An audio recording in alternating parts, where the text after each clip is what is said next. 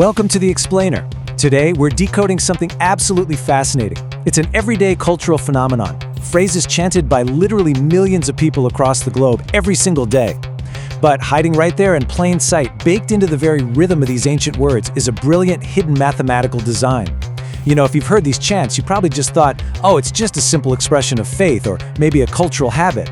But as we're going to see, there is an incredible, highly intentional architecture built into the syllables themselves. So let's break down the blueprint behind the sounds. And that brings us to our core mystery for this explainer. 2 for Ram, 3 for Hanuman. Why? Seriously, think about it. Whenever a devotee calls out to Lord Ram, they traditionally say, Jai Jai Shri Ram. That's exactly 2 Js. But the moment they call out to his greatest devotee, Hanuman, the chant fundamentally shifts. It becomes Jai Jai Jai Hanuman, 3 Js. So, why the difference? Is it just some linguistic coincidence? A rhythmic accident just because it sounds good? Or is there a profound spiritual secret locked inside this exact phrasing? Let's get right into Section 1, the hidden secret of the chants. It's wild to think that millions of people say these exact words daily without ever noticing the deliberate mathematical architecture supporting them.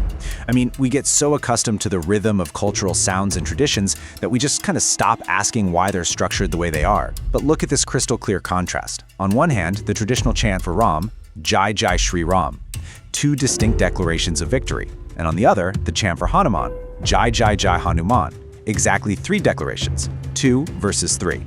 To figure out why Hanuman gets that extra Jai, we first need to deeply understand what those 2 Jais for Ram actually represent in this philosophical framework. Which brings us to Section 2, the 2 Js of Ram. Alright, to crack this numerical code, we have to look at exactly who Lord Ram is within Sanatan philosophy.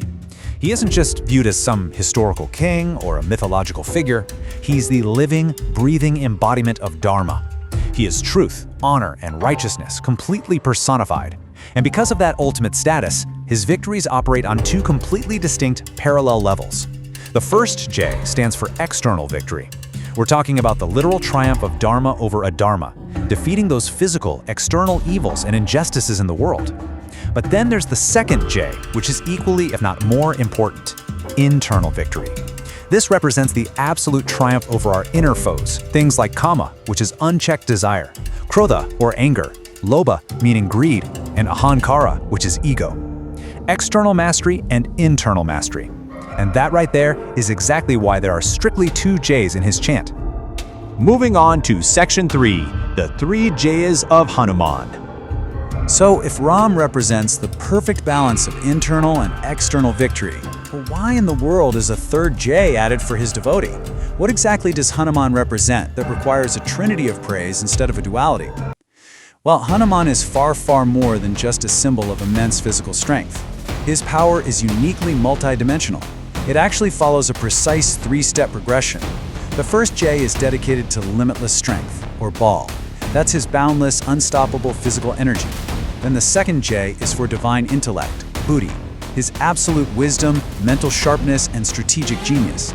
And finally, that crucial 3rd J is for unwavering devotion, Bhakti, his unbreakable, absolute dedication to Lord Ram. Strength, intellect, and devotion. Bal, Buddhi, Bhakti. That 3-part synergy is the exact formula behind Jai Jai Jai Hanuman.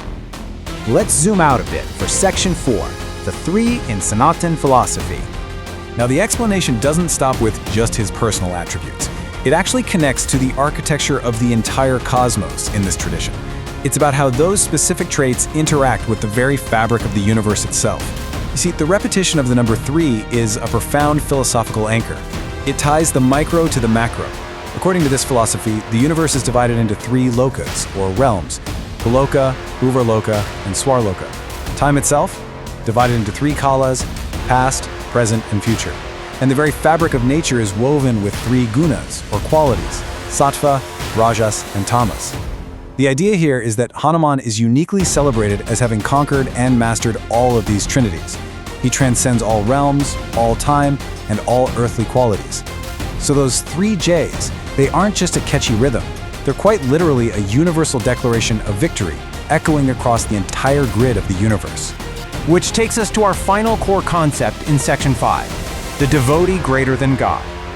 This brings us all the way from the cosmic scale right back down to a deeply personal theological concept. And honestly, this is one of the most fascinating aspects of Sanatan philosophy. We've clearly established that Ram is the supreme being in this context, the ultimate reality. Yet, his devotee, Hanuman, gets an extra chant of victory. Why? Well, because in this specific tradition, the devotee is sometimes celebrated even more than the supreme being itself. There's this incredibly profound saying, "The easiest path to God goes through the feet of the devotee." Just pause and think about the philosophical weight of that idea for a second. God is the ultimate destination, sure, but the pure devotee is the bridge to actually get there. Praising Hanuman with that third extra jai is ultimately about praising the concepts of service and total surrender. It's a beautiful acknowledgement that absolute selfless devotion is the highest possible state of being, a state so pure it's actually elevated above supreme power. All right, let's bring all these lofty concepts down to earth. How does this apply practically? Like, what energies are you actively welcoming when reciting these chants? When you say Jai Jai Shri Ram, you aren't just reciting a historical name. You're intentionally invoking Dharma and self-mastery. You are literally calling for victory over the external world and victory over your own internal mind. And when you say Jai Jai Jai Hanuman, you're specifically inviting that threefold energy: physical strength, divine intellect, and pure devotion into your own daily life. You're essentially calling upon the architecture of the cosmos to aid you. Which brings us to the question I want to leave you at today. Next time you chant, what energy will you consciously invite into your life? As we've seen throughout this explainer, these aren't just repetitive phrases. They aren't empty cultural habits. They are highly structured, deeply philosophical codes designed to manifest specific energies. 2 for the ultimate balance of righteousness, and 3 for the mastery of the cosmos through pure devotion. So, the next time you hear these words echoing or you say them yourself, remember the hidden math. Choose your victory intentionally. Keep learning, keep questioning, and I'll see you in the next one. Hello friend, how are you? I am fine, and you? तो मुझे English ज़्यादा आती है नहीं, मैंने English में तो video बनाया है। आशा करता हूँ आपको वीडियो पसंद आया होगा, तो उसको लाइक एंड सब्सक्राइब कर दीजिएगा और अपने दोस्तों के साथ शेयर जरूर कर दीजिएगा। मिलते हैं नेक्स्ट वीडियो में। Okay, good bye.